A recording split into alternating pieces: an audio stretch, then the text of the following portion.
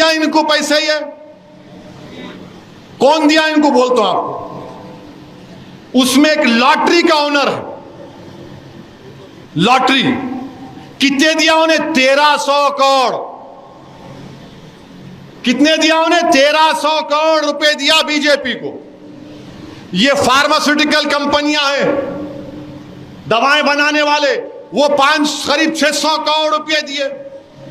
एक कंपनी है 27 करोड़ प्रॉफिट है खाली, उन्होंने कितना दिए? 400 करोड़ दिए। अरे 27 करोड़ का तेरा प्रॉफिट है, 400 कहां से आए?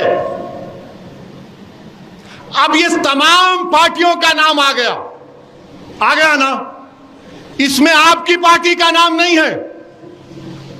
मजलिस-ए-इत्तेहादुल मुस्लिमीन को एक बॉन्ड नहीं मिला।